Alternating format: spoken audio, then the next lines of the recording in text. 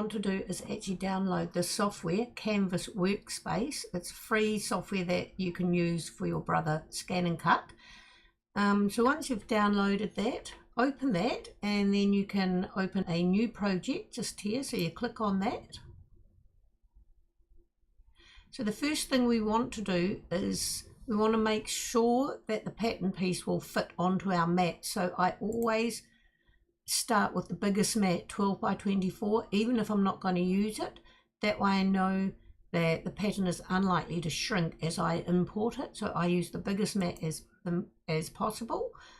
So put that there. We will go and you go on this SVG. So we click on that, choose file. So this is where we can select all different types of files to bring in. So we choose a file. Here's my blanket laser file here, so we'll bring that one in. We don't want to scale it down or up, so we've got 1:1 here. If the file is bigger than the mat, it will scale it to fit the mat. But if we go OK here, we can see that there's room around the whole thing, so I know that this hasn't been shrunk at all. So this is the size of the pattern. Another way to tell that it hasn't shrunk is to print out a piece of the pattern, the actual printable pattern that you download with this DXF file, and measure. Say you can measure from there to there of the printed bit you've printed out, and from here to here. And you can see on the screen each one of these, I've got mine set for inches because I prefer inches. I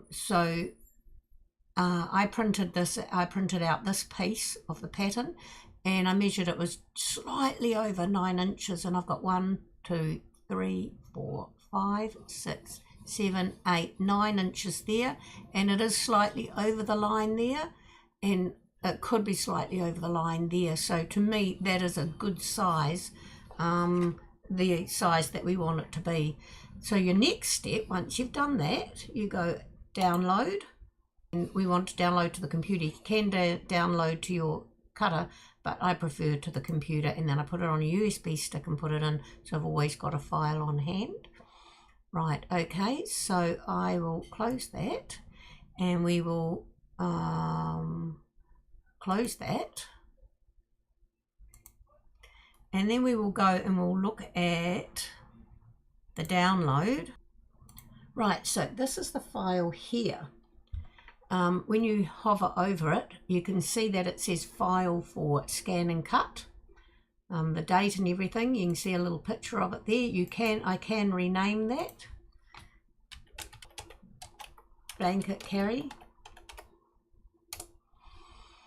There we go. So that is on my USB stick, which I can plug into my machine, which we will do shortly.